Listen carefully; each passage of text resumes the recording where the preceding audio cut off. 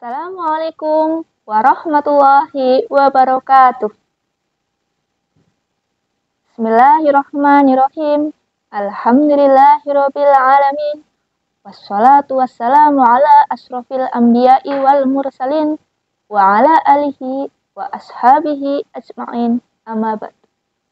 Yang terhormat pengurus PGRI, yang kami hormati pengurus PGRI Provinsi Jawa Tengah, yang kami hormati pengurus PGRI Kabupaten Banyumas, yang kami hormati pengurus cabang PGRI Sumbang, yang kami hormati pula pengurus PGRI Sekecamatan Sumbang, serta anggota PGRI dan sahabat ngaji bareng PGRI Kabupaten Banyumas yang kami cintai.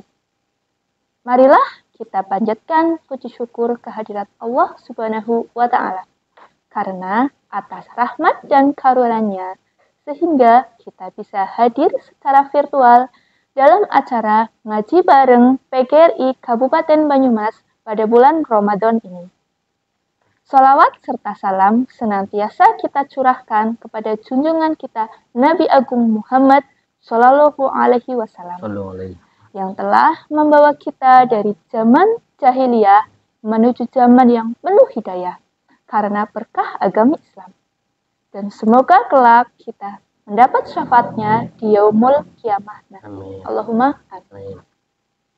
Bapak, Ibu, pemirsa dimanapun Anda berada, pada kesempatan ini, jadwal cabang PGRI Sumbang akan menyampaikan kultum ngaji bareng PGRI Kabupaten Banyumas pada bulan Ramadan tahun 1444 Hijriah dengan tema hal-hal kecil yang membatalkan puasa. Hadirin sekalian yang dirahmati Allah, telah hadir narasumber kita, beliau Bapak Kirto SPD, Guru PAI SD Negeri Datar, Kecamatan Sumbang, Kabupaten Banyumas. Kepada Bapak Kirto, kami persilakan. Terima kasih Ustadzah Isme. Assalamualaikum warahmatullahi wabarakatuh. Waalaikumsalam warahmatullahi wabarakatuh. Alhamdulillahirabbil alamin. Hamdan wa syukranillah, salatan salaman ala Rasulillah wa ala alihi washabihi amma ba'da. Pengurus besar PGRI, pengurus PGRI Provinsi Jawa Tengah, pengurus PGRI Kabupaten Banyumas, pengurus PGRI Cabang Sumbang, pengurus ranting PGRI Sekecamatan Sumbang, anggota PGRI dan sahabat ngaji bareng PGRI Kabupaten Banyumas yang dirahmati dan dimuliakan oleh Allah Subhanahu wa Ta'ala. Marilah kita manjatkan rasa syukur kita kepada Allah Subhanahu wa Ta'ala yang telah memberikan banyak nikmat kepada kita, sehingga di tahun ini kita masih dipertemukan dengan bulan Ramadan. Bulan Ramadan, bulan yang penuh hikmah, bulan yang penuh maghfirah, bulan yang penuh dengan ampunan dan pertolongan. Puasa bukan hanya sekedar kewajiban kita sebagai umat Islam, tetapi juga kebutuhan kita sebagai manusia, hamba dari Allah Subhanahu wa Ta'ala, yang nanti kita akan dimintai pertanggungjawabannya di hari akhir kelak. Sahabat ngaji bareng yang dirahmati Allah, semoga di bulan Ramadan ini mendidik kita menjadi manusia yang bermanfaat dan berguna bagi orang lain. Semoga di bulan Ramadan tahun ini mendidik kita menjadi manusia yang peduli dengan orang lain, Semoga Ramadan tahun ini menjadikan kita orang yang sabar dan hati-hati dalam bertindak serta dalam menjalankan tugas. Semoga Ramadan tahun ini juga menjadikan kita menambah kualitas hablum minallah dan hablum minan nas. Menambah kualitas ketakwaan kita kepada Allah Subhanahu wa taala. Puasa bukan hanya sekedar menahan lapar dan dahaga, tetapi juga menahan dari segala hal yang membatalkan puasa. Banyak sekali hal yang membatalkan puasa. Mungkin kita sering mendengarnya dari para ahli fikih, para ulama, para kiai, para ustadz atau ustadzah, baik langsung maupun melalui media. Untuk itu, pada kesempatan ini, saya mengajak sahabat ngaji bareng PGRI untuk belajar bersama dan juga mengingat kembali apa yang pernah kita dengar. Pada kesempatan ini, saya ingin menguraikan sedikit tentang hal-hal yang membatalkan puasa. Namun di sini saya lebih merinci adalah hal-hal yang kecil atau hal yang kadang kita anggap remeh, anggap sepele, tapi hal itu justru bisa merusak atau membatalkan puasa kita. Apa saja hal-hal yang membatalkan puasa? Yang pertama adalah masuknya benda atau zat ke dalam lubang yang 5 pada tubuh kita. Lubang yang 5 pada tubuh kita apa saja? Yang pertama adalah mulut. Kedua adalah hidung, telinga, kemaluan depan, dan juga kemaluan belakang. Yang pertama adalah mulut. Mulut kita sangat berpengaruh terhadap puasa kita. Kenapa? Karena terkadang rasa amarah dipicu dari perkataan kita. Di samping itu, mulut adalah tempat masuknya makanan dan minuman pertama kali sebelum ke perut. Segala sesuatu yang masuk ke mulut kita, apakah membatalkan puasa? Tidak.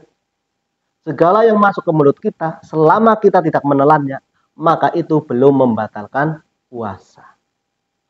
Nah, terus bagaimana dengan ludah kita? Apakah menelan ludah kita termasuk membatalkan puasa? Menelan ludah kita tidak termasuk membatalkan puasa.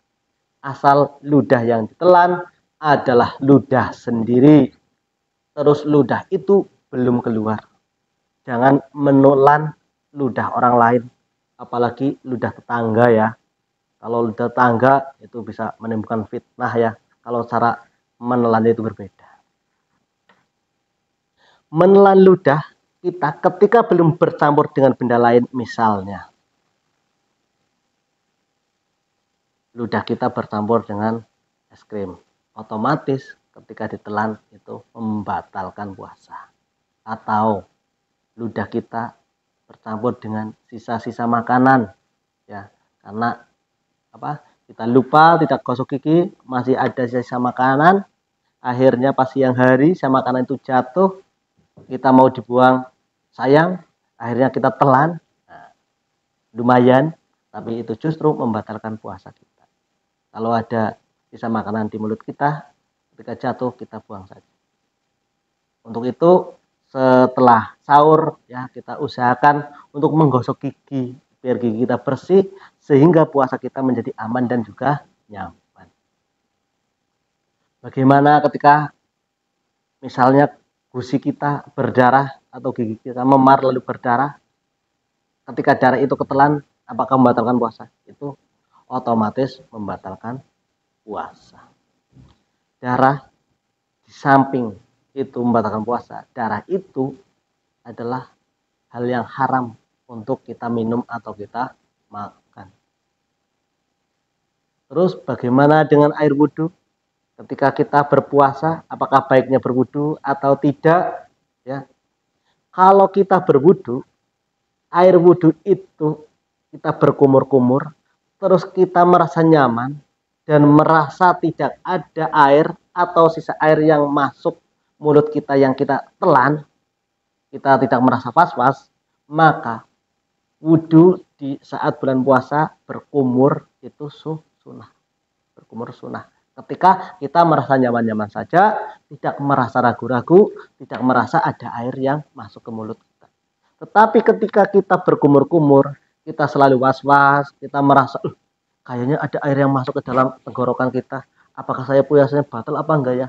Ketika membuat kita ragu-ragu, maka berwudu berubah hukumnya menjadi makruh. Mending kita tidak usah berkumur, karena berkumur bukan termasuk rukun wudu. Ketika tidak dilakukan, maka tidak mengganggu sahnya wudu. Ketika kita berkumur-kumur, tapi kita ragu-ragu atau merasa ada yang ketelan, maka baiknya kita tidak usah wudunya tidak usah berkumur. Selanjutnya yaitu lubang yang kedua yaitu hidung. Ya. Memasukkan sesuatu ke hidung kita itu membatalkan puasa kalau memasukkannya terlalu dalam sampai di sini sampai terasa panas ya. Kalau sampai terasa panas. Tapi kalau di luar sini itu tidak membatalkan puasa. Contohnya ya kegiatan yang ngupil ya. Mohon maaf ya, ngupil itu ya.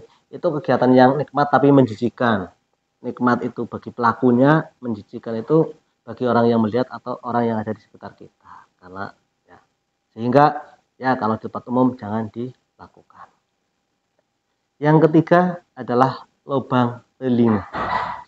Lubang telinga kita itu sama dengan lubang hidung.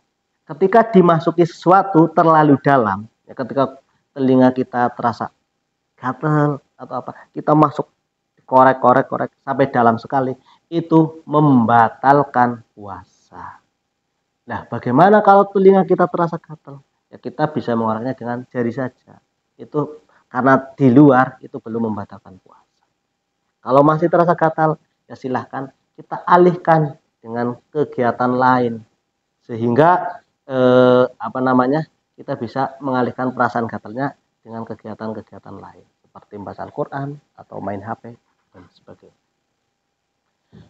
Lubang yang berikutnya yaitu lubang kemaluan depan. Itu biasanya kalau kita istinja ya, kita bersuci setelah buang air kecil ya, terutama perempuan itu kalau membersihkannya harus begini, luarnya saja yang dibersihkan, jangan sampai jarinya nekuk. Kalau jarinya nekuk masuk ke dalam itu juga membatalkan puasa kita. Bagaimana kalau lubang belakang? Itu sama, silahkan. Kalau kita jarinya nekuk masuk ke dalam, maka juga membatalkan puasa. Yang kedua adalah berenang. Mungkin banyak anak-anak ya sering bertanya, apakah berenang itu membatalkan puasa? Sebenarnya kalau berenangnya itu nggak ada bahasan berenang membatalkan puasa, itu enggak ada. Karena berenang itu tidak membatalkan puasa. Yang membatalkan puasa ketika yang melakukan renang itu adalah orang pemula atau yang belum bisa berenang, bisanya berenang dengan gaya paku, langsung cegur ya, langsung ke dalam. Setelah itu naik, perutnya sudah membesar, banyak minum air, baik itu minumnya lewat mulut ataupun lewat hidung. Yang penting perutnya kemasukan air. Itulah yang menjadikan puasanya menjadi batal. Ya, renangnya sebenarnya nggak apa-apa, tapi menjadikan puasanya batal karena di dalam renang itu sampai meminum air. Tetapi kalau yang melakukannya adalah seorang ahli, orang yang pekerjaannya berenang, sudah setiap hari berenang, dan ketika berenang itu nyaman-nyaman saja, tidak mengganggu puasanya, ke dalam air itu jangankan airnya masuk ke mulut, nyentuh gigi aja tidak katanya. Itu makanya berenang itu aman-aman saja, tidak membatalkan puasa. Berarti berenang bisa membatalkan puasa, bisa tidak, tergantung pelakunya. Selanjutnya Yang ketiga adalah infus. Ya. Mungkin kita sering melihat orang yang lagi senang-senangnya puasa, tiba-tiba sakit dan masuk rumah sakit. Ketika masuk rumah sakit, dia mau mempertahankan puasanya karena sudah diinfus. Apakah puasanya sah? Puasanya tidak sah. Ketika kita diinfus, itu puasanya tidak sah. Yang diinfus biasanya adalah orang yang sakit. Orang yang sakit itu tidak puasa juga tidak apa-apa, karena dia memang ada udzur sedang sakit. Jangan memaksakan. Kalau memaksakan tapi menggunakan infus, maka puasanya sia-sia atau ditolak. Yang keempat adalah dahak. Dahak berbeda dengan riak ya. Kalau di istilah saya riak apa ya? Ya, di istilah sini tuh riak. Dahak itu berbeda dengan ludah ya. Dahak berbeda dengan ludah. Kalau ludah ada karena itu yang membasahi mulut kita, tapi kalau dahak ada itu karena mungkin batuk atau pilek dari tenggorokan atau dari hidung. Ketika itu keluar ke mulut kita, maka ketika kita menelannya, maka itu membatalkan puasa. Itu dahak membatalkan puasa. Selanjutnya adalah niat berbuka. Nah, niat berbuka kadang kita tidak menyadari ketika kita akan melakukan pekerjaan yang berat atau kita akan berpergian yang jauh, kadang kita pesimis dulu. Kuat orang puasanya ya, orang kuat aku mau buka bae lah, jam 12 ya enggak apa-apa. Nah, itu adalah sebuah niat. Itu sudah membatalkan puasa. Kenapa itu membatalkan puasa? Sedangkan belum makan apapun, belum minum apapun, baru berucap dan niat. Karena rukun puasa adalah ada dua. Yang pertama niat, yang kedua menahan lapar dan dahaga serta hal-hal yang membatalkan puasa mulai terbit fajar sampai terbenam matahari. Ketika rukun itu sudah rusak, maka sesuatu itu menjadi ditolak, ya kan? Karena kita sudah merusak salah satu rukunnya. Sehingga kita harus berhati-hati dalam berpuasa. Memang kita tidak tahu puasa kita diterima atau enggak diterima oleh Allah, kita tidak tahu. Yang penting kita menjalankan dengan hati-hati sesuai dengan aturan, sesuai dengan syariat dan keilmuan yang kita dapat. Nah, terus satu lagi, bagaimana dengan mata? Ya kan? Mata itu bukan termasuk lubang yang 5 tadi. Tapi kadang kita pupuh atau tetes mata ini diinsto, tetes mata, tes sampai rasanya di tenggorokan kita. Apakah itu membatalkan puasa kita? Kalau tetes mata, karena mata juga bukan termasuk lubang yang 5, para ulama berpendapat bahwa tetes mata itu walaupun sampai terasa ke tenggorokan kita, itu tidak membatalkan puasa. Jadi berbeda dengan lubang yang 5 yang disebutkan tadi. Berarti ketika kalian perjalanan jauh, matanya berdebu, pakai install itu sedang puasa aman-aman saja. Tidak membatalkan puasa kita. Mungkin hanya ini yang dapat saya sampaikan. Apabila banyak salah dan hilaf, itu benar-benar datangnya dari kebodohan saya. Tapi apabila ada yang bermanfaat, itu semata-mata datangnya dari Allah Subhanahu wa taala. Dari saya akhiri air kalam. Wassalamualaikum warahmatullahi wabarakatuh. Waalaikumsalam warahmatullahi wabarakatuh. Masya Allah, tabarakallah. Terima kasih kami sampaikan kepada Bapak Kirto selaku narasumber atas uraian materinya yang begitu luar biasa berkenaan dengan hal-hal kecil yang dapat membatalkan puasa. Untuk itu, kepada Bapak Ibu hadirin sekalian dimanapun Anda berada, semoga kita dapat menjalankan apa yang telah disampaikan oleh narasumber kita dan lebih semangat lagi dalam menjalankan ibadah puasa. Semoga semua kegiatan yang kita lakukan di bulan Ramadan ini mendapatkan nilai ibadah dan juga pahala dari Allah Subhanahu wa taala. Dan harapan kita semoga bisa berjumpa lagi di Ramadan yang akan datang. Allahumma amin. Kini tiba saatnya kita di penghujung acara. Saya selaku pembawa acara memohon maaf apabila dalam membawakan acara ada tutur kata atau sikap yang kurang berkenan di hati pemirsa sekalian. Akhir kata, wassalamualaikum warahmatullahi wabarakatuh. Waalaikumsalam warahmatullahi wabarakatuh.